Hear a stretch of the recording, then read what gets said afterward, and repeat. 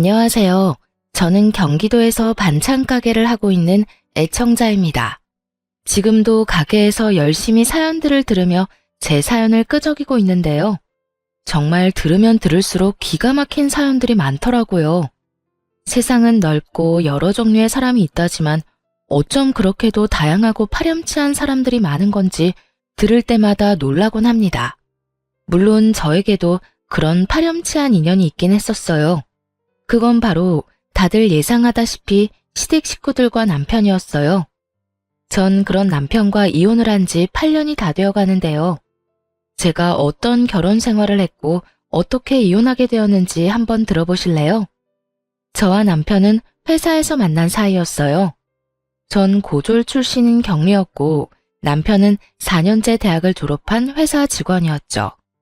당시 제 나이 23살, 남편 나이는 31살.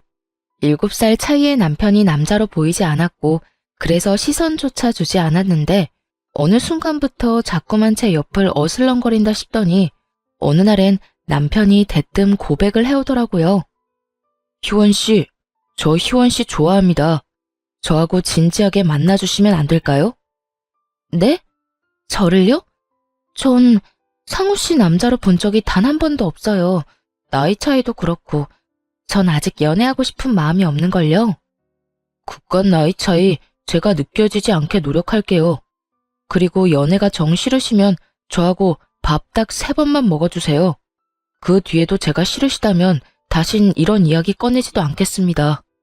결국 전 남편과 밥을 3번 먹게 되었고 그 뒤로도 이어진 적극적인 구애에 결국 연애를 시작하게 되었습니다. 연애를 하는 2년 동안 참 좋았습니다. 중학교를 졸업할 무렵 사고로 부모님을 잃고 늘 혼자였던 제게 든든한 내 편이 생긴 기분이 들기도 했어요. 남편은 연애하는 내내 저에게 큰 버팀목이 되어주며 끊임없이 저의 행복을 응원해 주었어요. 그런 남편을 보며 이런 사람이 내 남편이 되면 좋겠다고 생각을 했고 그렇게 저흰 결혼까지 하게 되었어요. 결혼 과정이 순탄하진 않았어요. 시댁에선 고하나 다름없는 제가 반가울 리 없었고 전 그런 시댁의 반응이 당연하다고 생각했으니까요. 아들, 아무리 생각해도 이건 아니다. 아무리 며느리 자리는 좀 낮춰서 데리고 온다고 한들 부모가 아니, 이건 좀 아니지 않니? 엄마, 그런 말 하지 않기로 했잖아. 그리고 희원이 부모님이 일찍 돌아가신 게 희원이 잘못이야. 그건 어쩔 수 없는 사고였다고 그랬잖아.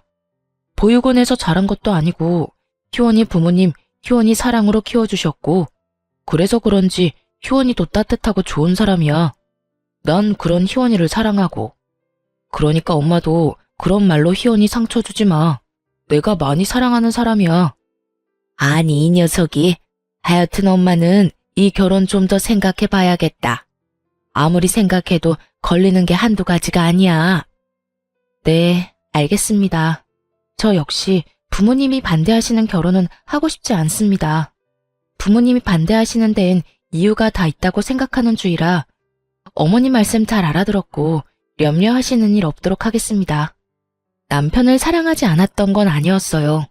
하지만 반대하는 결혼은 저도 싫었던 터라 저 역시 결혼을 하지 않겠다고 했고 저를 도저히 포기할 수 없었던 남편이 시댁과 저를 오가며 끊임없이 노력한 끝에 결혼을 하게 되었습니다.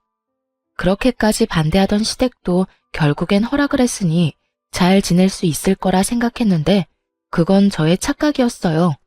결혼을 하고 난 후 시모는 결혼 허락이 무색할 만큼 저를 홀대하기 시작했어요. 처음엔 그 홀대가 참 무섭더라고요.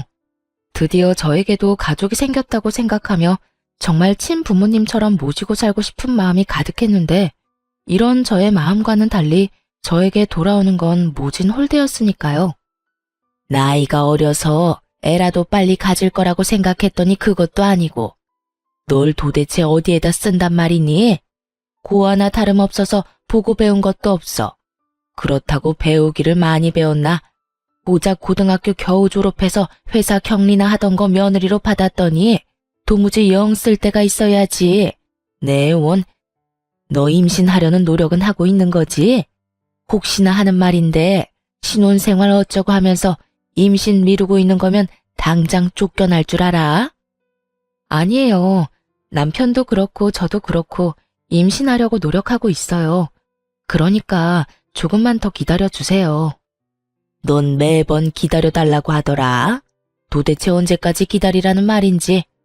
하여튼 난 분명 말했다. 허튼 생각하면 당장 쫓아낼 거라고. 네, 죄송해요. 그 죄송하다는 말도 이젠 지겹다 지겨워. 참 바보 같지 않나요? 쫓겨날 줄 알라는 으름장에도 아무 말도 하지 못하고 도리어 죄송하다고 하는 꼴이 지금 생각하면 참 한심하기 그지없지만 그때의 전 힘들게 가지게 된 가족이 너무나도 소중했고 이런 대우는 참으면 안 된다는 걸 알지 못할 정도로 어렸습니다. 거기에다 결혼을 하며 일까지 그만두게 되었으니 저에게 조언을 해줄 사람이 곁에 없었던 것이었죠. 그야말로 단절된 생활 속에 반복되는 홀대. 어느 순간 그 모든 것이 익숙해지던 어느 날 새로운 가족이 생겼어요. 그건 바로 동서였어요.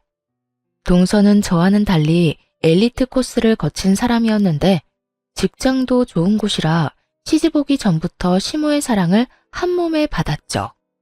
결혼 전부터 예견되어 있던 차별은 동서가 시집을 오고 난 후 더욱 심해졌고 특히 명절날이 되면 저는 서러움에 밤새 울기 일쑤였죠.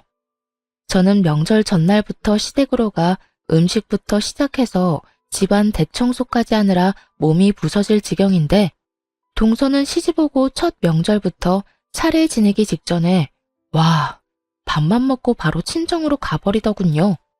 돌아가기 전엔 꼭 제가 보란 듯이 시모에게 아양을 떨며 용돈 봉투까지 쥐어주면서요. 어머님, 이거 용돈이요. 아끼지 말고 필요하신 데 있으면 쓰세요. 모자라면 또 드릴 테니까요. 어머, 우리 며느리 마음 배포 큰 것 좀 봐라. 네가 맏며느리 자리로 들어왔어야 했는데 어쩌다 저런 물건이 맏며느리로 들어와서는 내가 저 물건 볼 때마다 한숨만 나온다. 에휴. 에이, 너무 그러지 마세요, 어머님. 그래도 형님이 살림은 잘 하시잖아요. 차례 준비도 그렇고 제사 준비도 그렇고 혼자서 척척 얼마나 잘 해내는데요. 그것도 못하면 그게 여자애야. 그거라도 했으니 아직 안 쫓겨나고 내 아들이랑 살 수 있는 게야. 하긴 그래도 저는 그런 형님 덕 보고 있어요. 형님 덕에 저도 명절, 제사 이런 걱정 없이 회사 생활 마음 편히 하고 있고 회사 생활 잘하니 어머님 용돈도 이렇게 많이 드릴 수 있고요. 그러니까 형님 너무 미워하지 마세요. 사람은 저마다 자기 위치, 자기 할 일이 다 있는 거 아니겠어요? 하긴 또 그렇긴 하지. 우리 바쁜 며느리 집안일이나 시킬 수도 없는 노릇이니 말이다. 우리 둘째는 어쩌면 이렇게 머리도 똑똑한지. 하나부터 열까지 마음에 안 드는 구석이 없다니까. 누구와는 전혀 다르게 말이야. 어찌됐든 얼른 가보거라. 친정에서 기다리겠어. 어차피 갈 거면서 동서는 얄밉게도 제 눈치를 살피더군요. 형님, 제가 먼저 가도 될까요? 하는 눈빛이 아닌 잘 보고 있지? 너랑 나랑은 달라. 받는 대접부터가 이렇게 다르잖니? 이런 의미가 가득 담긴 눈빛으로요. 찰나의 순간 의기양양한 눈빛으로 저를 살피던 동서는 시모에게 마음에도 없는 소리를 하기 시작하더군요. 그냥 가도 될까요? 그래도 설거지라도 하려고 했는데. 설거지는 무슨? 어디 귀한 손에 물을 묻히려고? 그런 건 다 따로 할 사람이 있으니까 그냥 가거라. 쟤는 친정도 없어서 다 정리하고 손님 맞을 거 다 맡고 집에 가도 되니까. 첫째 넌 뭘 보고 서 있니? 얼른 정리하고 다음 손님 맞을 준비해야 할 거 아니니? 둘째, 너도 얼른 가보거라. 남은 명절 잘 보내렴. 네, 어머님. 그러면 저 가볼게요. 뻔히 제가 옆에 있는데도 불구하고 제겐 인사 한마디 없이 가버리는 동서와 그런 동서를 버선발로 배웅하는 시모. 저는 점점 지쳐갔고 그런 지친 저에게 유일한 숨 쉴 곳은 남편이었는데 남편 역시 변해가기 시작하더군요. 아, 힘들다. 역시 우리 집이 최고야. 명절을 무사히 보내고 집에 도착한 제가 한 말은 딱 이 말뿐이었어요. 그런데 남편이 그런 저에게 다짜고짜 소리를 지르며 짜증을 내기 시작했어요. 당신만 힘들어? 나도 힘들어. 왜 당신은 매번 일을 똑바로 못해서 엄마한테 싫은 소리를 듣는 거야? 당신이 그렇게 혼날 때마다 나도 스트레스 받는다고. 알아? 제가 혼이 나든 말든 앉아서 음식 간이나 지적하던 남편 놈이 이런 말을 하니 참 진정성이 느껴진다 싶더라고요. 시댁을 나서는 그 순간까지도 하하호호 웃던 놈이 누구인지 남편은 단 하나도 기억나지 않는 듯 하더군요. 기막혀 정말? 당신 지금 그걸 말이라고 하는 거야? 내가 뭘 잘못해서 어머님이 날 혼낸다고 생각해? 어머님은 그냥 내가 숨 쉬는 것 자체가 싫은 분인 건 몰라? 뻔히 다 아는 사람이 왜 짜증이야, 짜증이. 그리고 당신이 힘들면 얼마나 힘들고 스트레스 받으면 얼마나 받는다고. 아깐 입이 귀에 걸려서 하하호호 웃었냐? 정신이 나갔지? 난 당신 집에 가면 미소는커녕 감정이 사라져. 사람을 그렇게 멸시하고 상처 주는데 내가 감정이 남아있겠어? 스트레스? 정작 힘들고 스트레스 받는 사람이 누군데? 불만이 많은가 보다. 그렇게 불만 많으면 진작 엄마한테 그렇게 말하지 그랬어. 우리 집에선 입 꼭 다물고 일만 하더니 내가 미쳤었지. 너 같은 여자가 뭐가 좋다고 애걸복걸하면서 결혼까지 했나 몰라. 재수씨 좀 봐라. 능력 좋지. 능력 좋으니까 돈 잘 벌지. 자존감 높으니까 똑소리 나지. 무엇보다 엄마가 얼마나 예뻐하냐? 내가 내 발등 찍은 거지 뭐. 누가 할 소린데? 나도 마찬가지야. 당신이 이런 남자인 줄 알았으면 난 결혼은커녕 당신 만나지도 않았다고. 그래? 잘 됐네. 같은 마음이라. 어이가 없더라고요.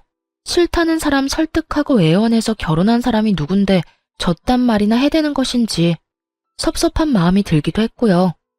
그간 남편 하나만을 보며 참았던 전 남편의 모진 냉대 앞에 믿었던 만큼 실망감도 컸고 또 그만큼 오만 정이 떨어져 버렸습니다. 그간 너무 참고 살았던 탓일까요? 아니면 남편을 너무 믿었던 탓일까요? 한번 남편에게 정이 떨어지고 나니 결혼 이후 처음으로 이런 가족은 필요 없다는 생각이 딱 들더라고요. 비로소 정신을 차렸다고나 할까요? 그날 이후 점점 변해가는 남편을 보며 저 역시 이혼을 고민하게 되었고 하루하루 지날수록 이혼에 대해 확신하게 되던 어느 날이었어요. 그저 스트레스로 생리가 미뤄진다 싶더니 임신을 했던 것이었죠. 그렇게 바랄 땐 임신도 되지 않더니 이혼을 하려고 결심이 선 이럴 때 임신이라니. 하지만 그런 생각도 잠시 병원에서 아기의 심장 소리를 듣던 그날 저는 이렇게 생각했어요. 드디어 저에게도 진정한 내 가족이 생겼다고. 내가 이 아이를 지켜야겠다고요. 병원을 나서며 전 아이를 위해 가정을 지키기로 했고 남편 역시 제 임신 소식에 정신을 차린 것인지 다시 노력하는 모습을 보여주기 시작했습니다. 여보, 임신한 게 싫은 건 아니지? 표정이 너무 안 좋은데? 뭐? 그런 말이 어딨어. 그냥 몸이 좀 힘들어서 지쳐서 그래.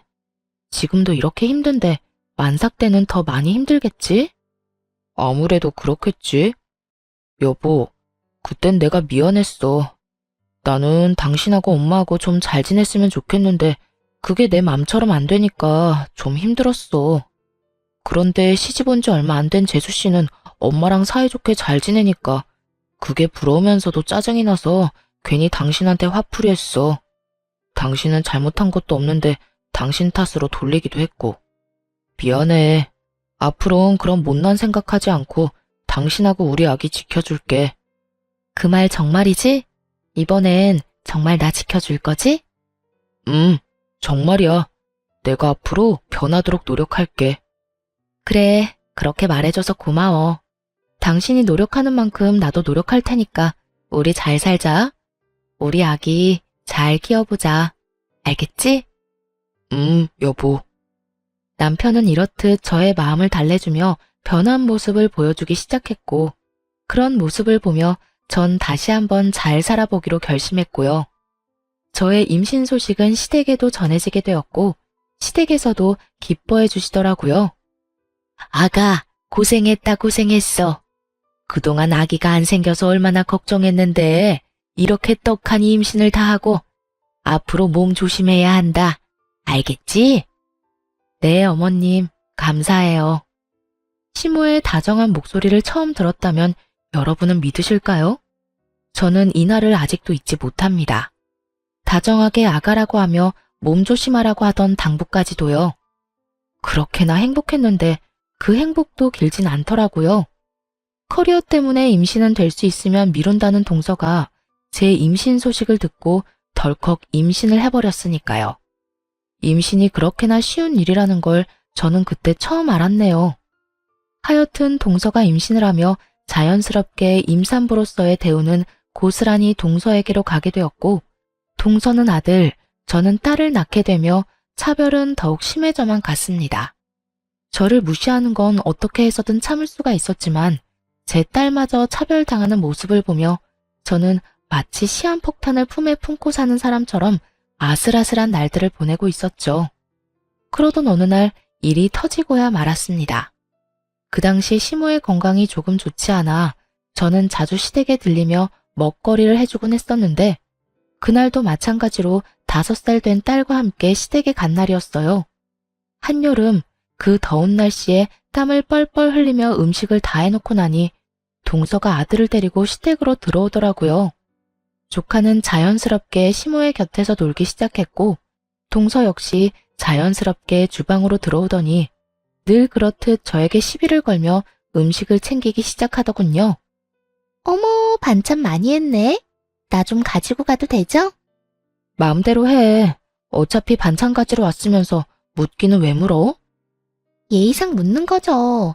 친정에서 예의를 가장 중시하며 저를 키워주셨거든요. 아, 친정 이야기하면 형님이 좀 서글퍼지려나? 그냥 예의를 중시하며 컸다. 이 정도로 마무리하죠. 하여튼 형님, 다른 건 몰라도 음식 솜씨는 정말 인정이에요. 요즘엔 다른 반찬엔 손도 안 간다니까요? 그래서 하는 말인데 집에서 놀지 말고 반찬 가게라도 해보는 건 어때요? 가게 차릴 돈 없으면 내가 빌려줄 수도 있고요. 아, 이자는 은행 이자만 받을게요, 특별히.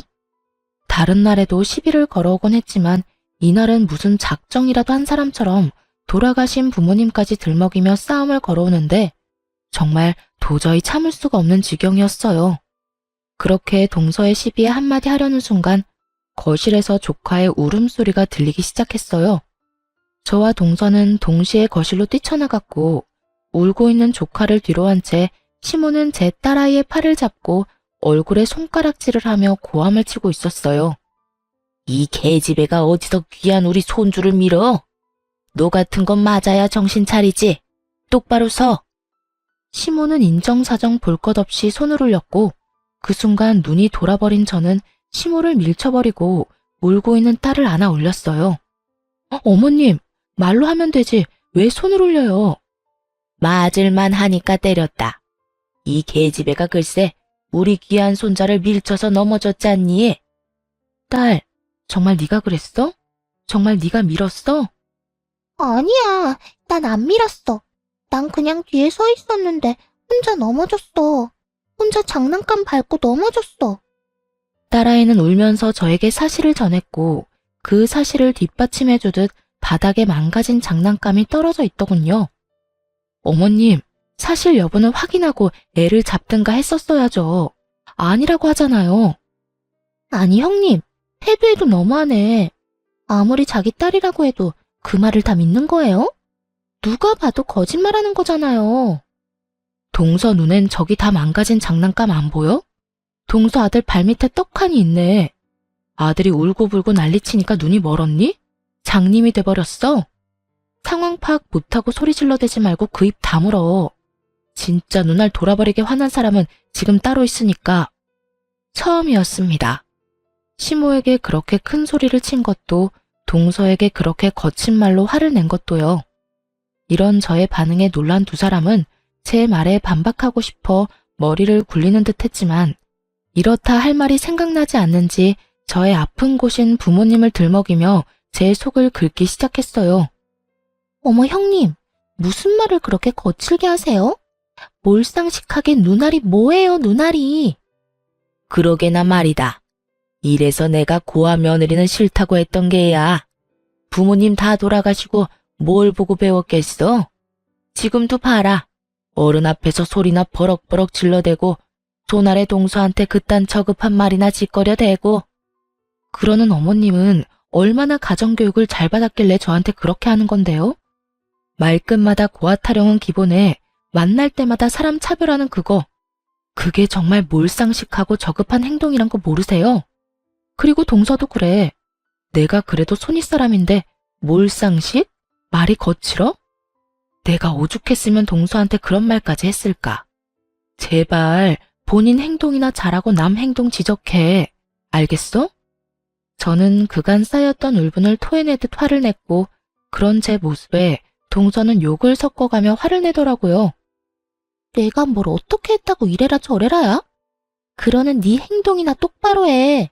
사회에서 만나면 눈도 못 마주치련 그래도 형님이라고 형님 대접해줬더니 뭐? 내 행동이나 똑바로 하라고?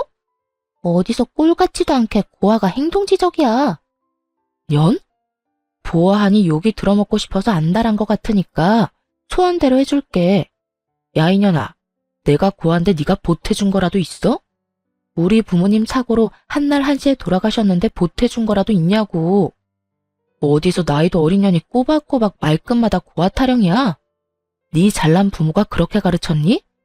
그렇지 않고서야 배웠다는 년이 말끝마다 남의 상처 후벼 파는 짓을 아무렇지 않게 할 수가 있어?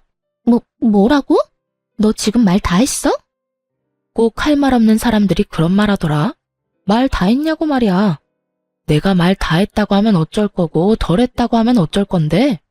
뭐 어떻게 하지도 못할 거면서 묻기는 왜 물어? 시간 엄청 많은가 보지?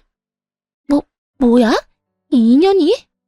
할 말이 없으면 그냥 안 하면 되지 왜 욕을 하고 그런데?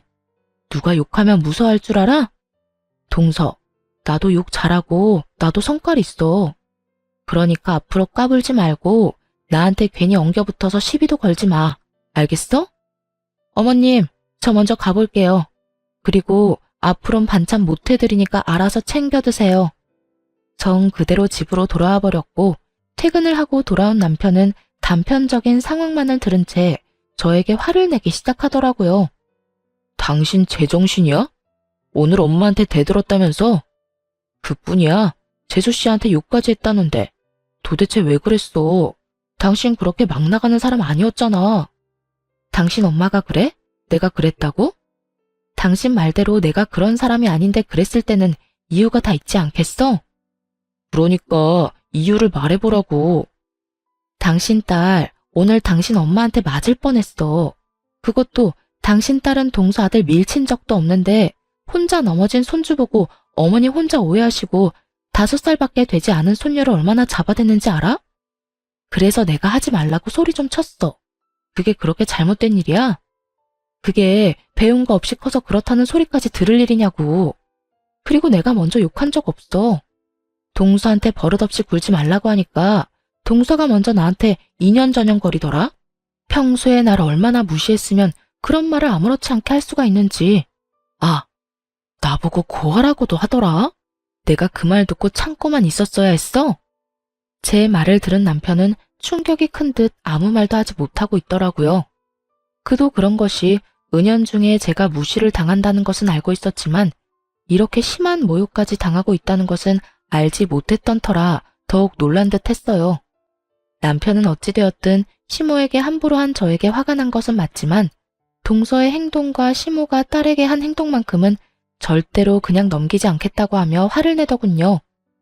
남편은 시모에게 전화를 했고 남편의 닥달에 화가 난 시모의 목소리가 저에게까지 들려오더라고요. 엄마, 어떻게 그럴 수가 있어? 엄마한텐 손자만 손주야? 손녀는 손주도 아니야? 우리 딸이 아니라고 했다며. 우리 딸이 민 거 아니라고 했다는데 어떻게 그 어린애를 무식하게 밀어대? 그래, 그 점은 내가 오해했어. 그래서 미안하게 생각하고 있고. 그런데 사람이 살다 보면 그럴 수도 있는 거지. 그게 뭐 그렇게 큰 문제라고 엄마한테 이렇게 화를 내는 게야? 엄만 지금 그게 미안한 사람이 할 태도야? 그리고 내가 지금 화 안 나게 생겼어? 아까 엄마가 나한테 전화할 땐 엄마 잘못한 건 하나도 말 안 하고 집사람이 엄마한테 말대꾸하고 욕했다는 말만 했잖아.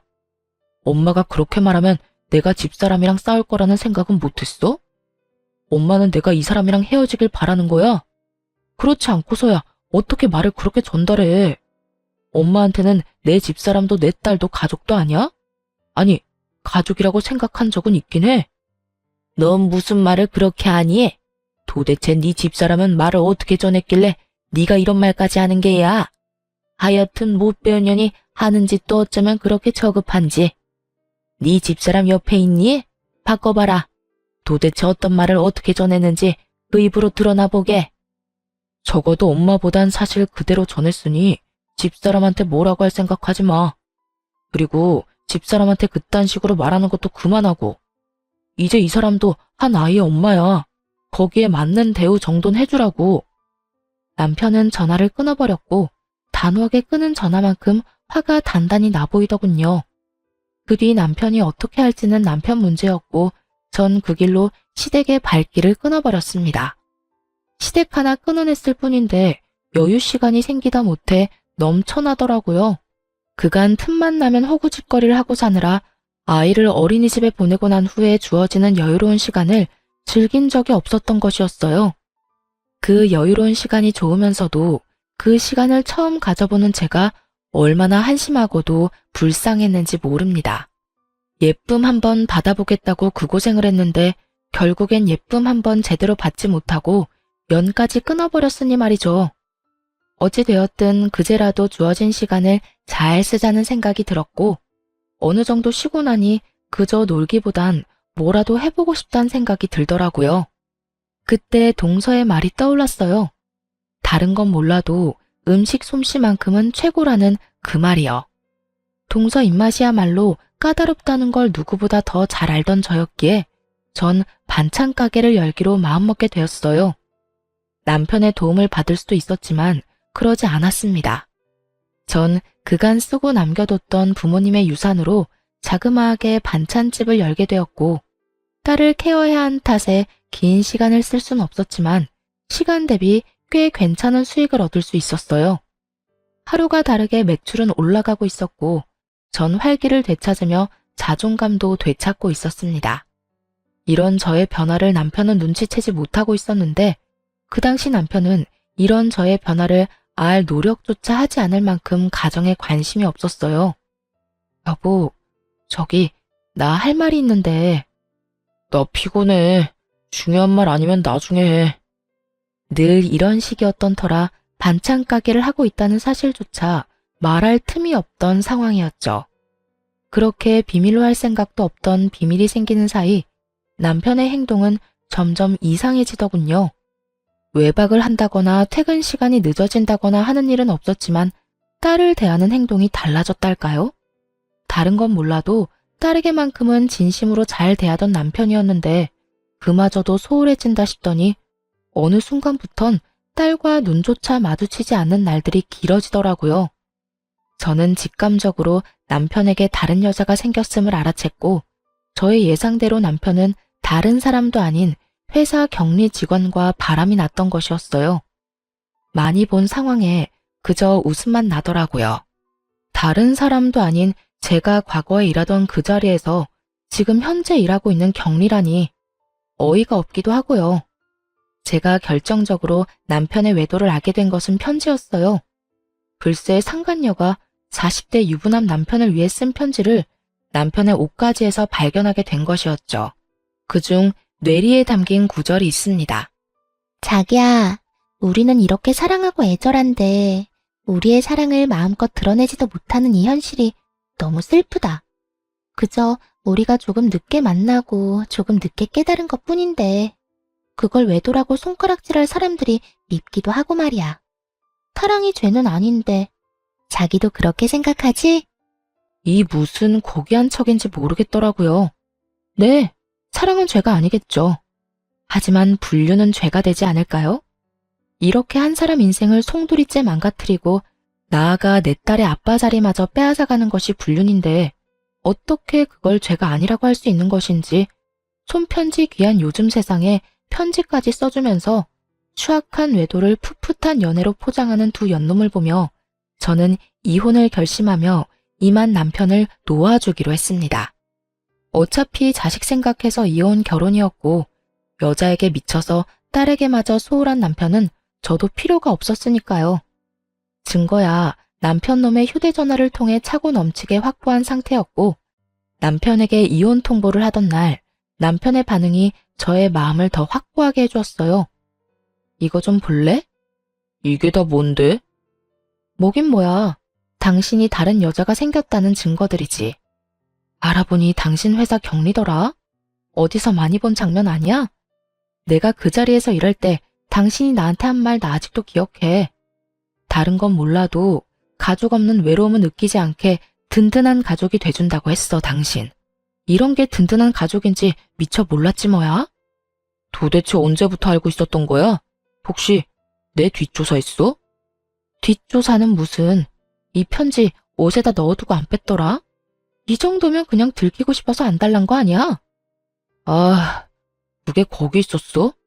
어쩐지 아무리 찾아도 없더라고. 아, 다 됐고. 그래서 이혼하자고?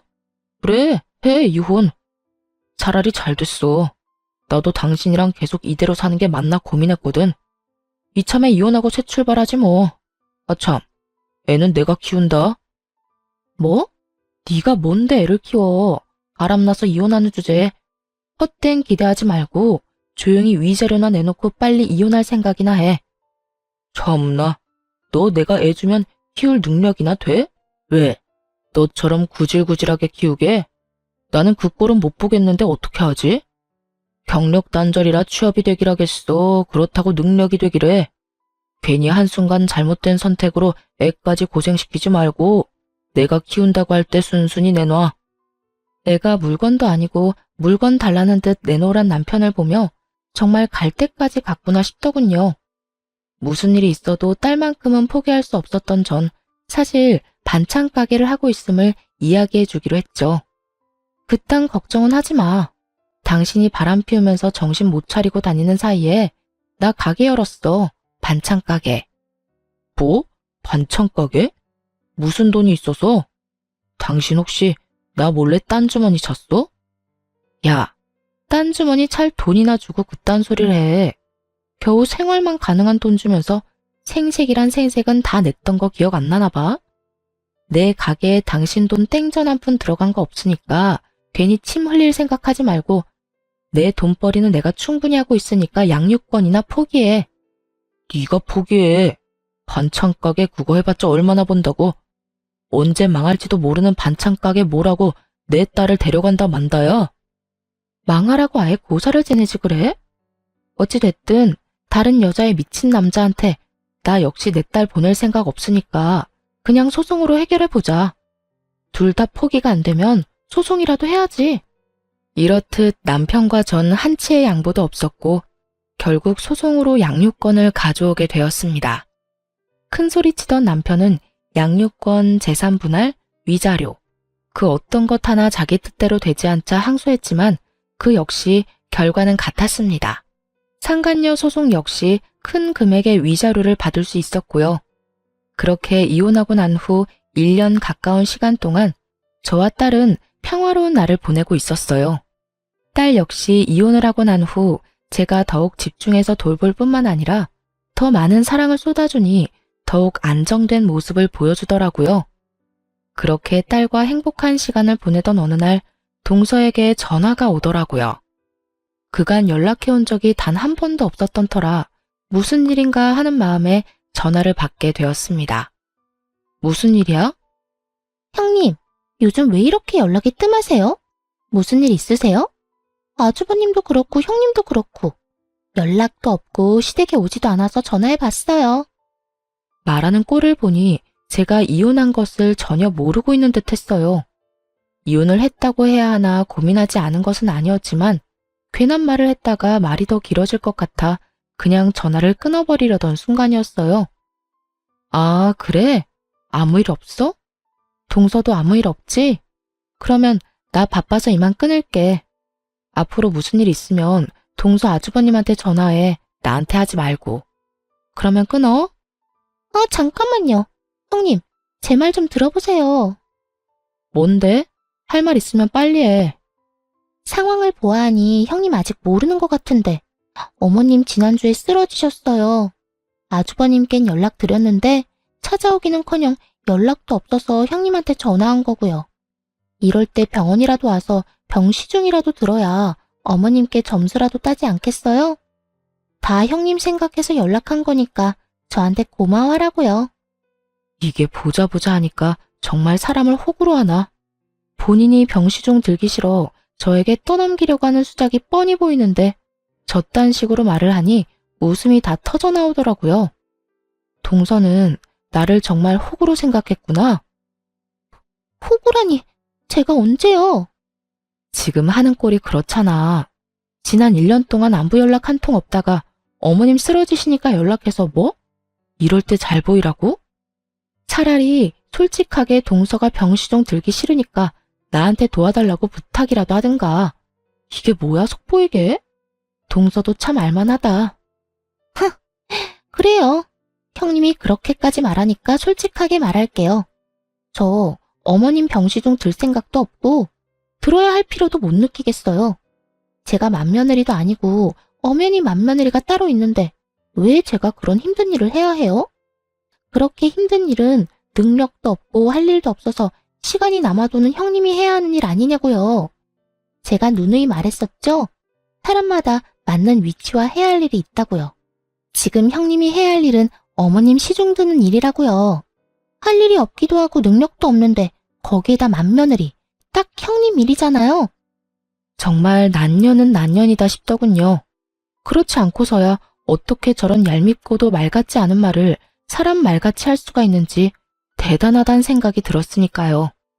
동서는 확신에 찬 목소리로 저에게 호구짓을 강요하고 있었고 전 그런 동서에게 통쾌한 사실을 알려주기로 했습니다. 듣고 보니 다 맞네. 할 일도 없고 능력도 없고 거기에다 맏며느리가 어머님 시중해야 하겠네. 그렇죠? 그렇다니까. 그러니까 당장 내일부터, 아니, 오늘부터 와서 어머님 시중 좀 드세요.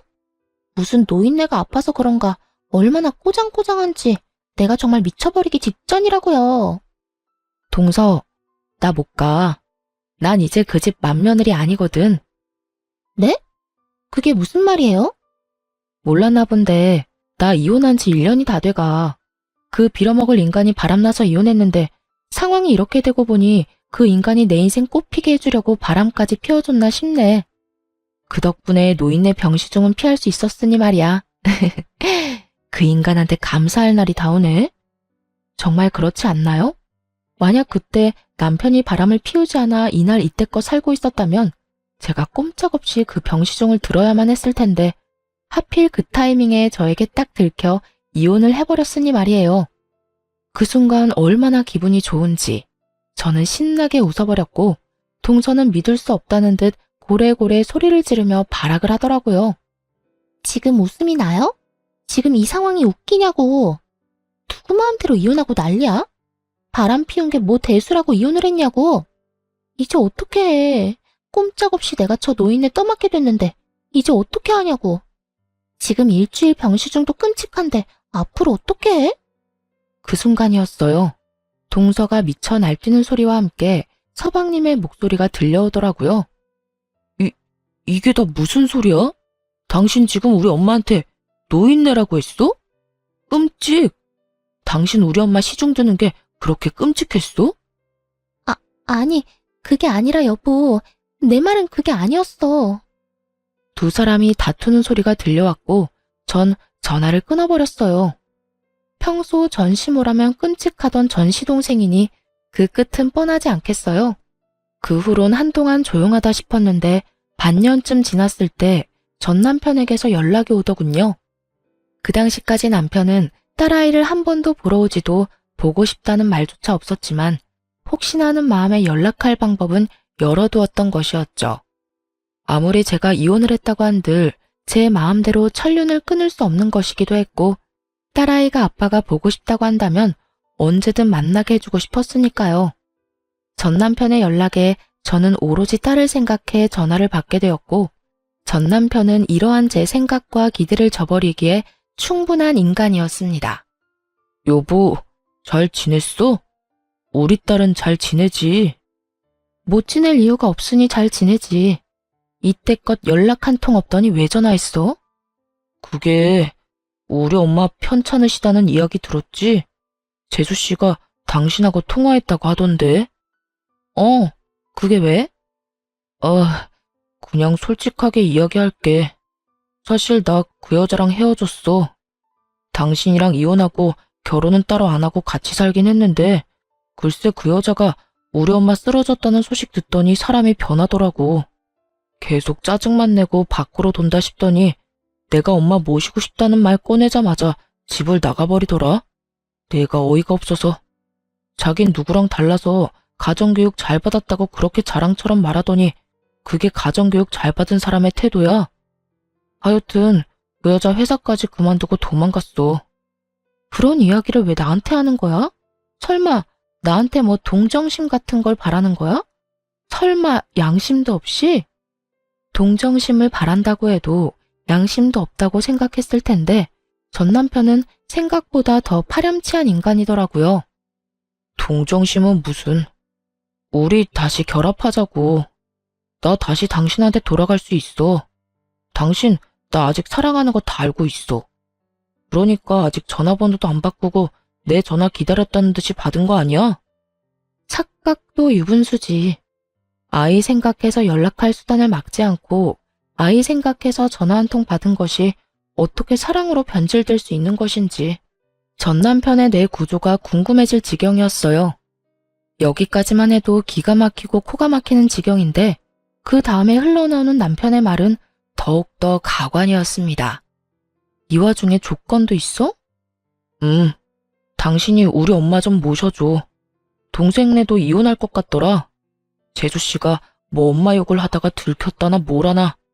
잘 풀려서 이혼까진 안 한다고 하더라도 당신도 알다시피 재수씨는 능력이 좋긴 하지만 싹수가 없잖아. 아픈 우리 엄마 탈들이 모실 사람은 안 된다 이거지. 그러니까 당신이 좀 모셔줬으면 좋겠어. 엄마가 특별히 우리 엄마 집에 들어와서 살아도 좋다고 했으니까 엄마 집에서 새 출발해보자. 얼마나 의기양양하게 큰 인심 쓴다는 듯 이야기하는지 모르는 사람이 본다면 제가 제발 같이 살아달라고 죽어라 매달리고 있는 상황이라 착각할 만큼 당당하더군요. 화도 나지 않았어요. 도리어 어이가 없어 웃음이 다 나더군요. 저는 한바탕 크게 웃어주곤 남편에게 이렇게 말해주었습니다. 야, 정신 차려. 머릿속에 얼마나 꽃받치면 그딴 말도 안 되는 생각을 하고 있는 거야? 요즘 드라마 작가라도 하니? 어디서 이상한 막장 결말을 쓰고 있어? 뭐? 너 지금 말 다 했어? 내가 돌아가 준다고 하면 고맙다고 절은 못할 망정 뭐? 정신 차리라고? 나라고 네가 좋아서 돌아간다는 줄 알아? 다 네가 불쌍해서 그런 거야. 부모도 없고 애 혼자 키우는 이혼녀. 누가 봐도 불쌍한 너한테 내가 큰 인심 쓰는 거라고. 야, 이 미친놈아. 그딴 인심 필요도 없거든? 마지막으로 한 번만 말할 테니 잘 들어. 네가 돌아오고자 하는 네 가정은 이제 없어. 진작 우린 끝났고 끝난 관계에 다시 시작은 없다는 말이야. 그러니까 네 엄마는 네가 알아서 모셔. 정 안 되면 요양원에 모시던가. 그 김에 너도 입원 좀 하고. 착각도 그 정도면 중증으로 보이니까. 아참, 그리고 내가 네 연락을 받은 건 내 딸 때문이었어. 나한텐 네가 갈기갈기 찢어 죽여도 모자란 놈이지만 내 딸한텐 아빠니까. 그런데 너 하는 꼴 보니까 이젠 다 필요 없겠다. 나 전화번호 바꿀 거야. 그리고 내 딸도 너 같은 아빠는 보고 싶지도 않다고 하니 앞으로 다신 연락 닿는 일 없도록 하자. 혹여나 길거리에서 마주치더라도 아는 척도 말고. 그게 네가 할 수 있는 아빠로서의 마지막 일이라고 생각하고 우리 좀 잊고 살아. 전 전화를 끊어버렸고 바로 번호를 바꿔버렸습니다. 혹시 모르는 상황에 대비해서 전 남편의 번호 역시 차단해버렸고요. 그렇게 인연은 끊어졌고 7년이란 세월이 지났네요. 하루하루는 참 길었는데 돌이켜보니 시간 참 정신없이 빠르게 흘렀다 싶어요. 딸은 어느새 중학생이 되었고 사춘기가 오는가 싶더니 요즘엔 또 사랑스러운 딸의 모습으로 돌아왔어요. 친구들과 시간을 보낼 때도 있지만 꽤 많은 시간을 가게로 와 저와 함께 시간을 보내주기도 하는 마음 깊고 착한 딸입니다. 전 늘 딸에게 아빠가 보고 싶다면 엄마는 신경 쓰지 않고 만나라고 하지만 딸은 그저 웃을 뿐 따로 아빠를 만나고 있는 것 같진 않아요. 그 어린 나이에 상처를 받은 것인가 하는 생각이 들기도 하지만 딸의 말론 아빠의 기억이 흐릿할 뿐더러 좋았던 기억도 별로 없어 굳이 만나고 싶지 않다고 슬그머니 자신의 마음을 전해오더군요. 전 그런 딸이 때론 안쓰러울 때도 있지만 그럴수록 딸과 더 많은 시간을 보내려고 노력하며 지내고 있어요. 반찬 가게는 제법 자리를 잡았고 더 큰 평수로 옮긴 지 2년이 되었네요. 전 이제 곧 식당 오픈을 앞두고 있습니다. 새로운 일을 시작하기 전에 과거를 여기 사연 열차에 털어버리고 가벼운 마음으로 열심히 살아가 보려고요. 다들 응원해 주실 거죠? 지금까지 제 긴 사연 들어주신 여러분들 감사합니다. 좋은 하루 되세요.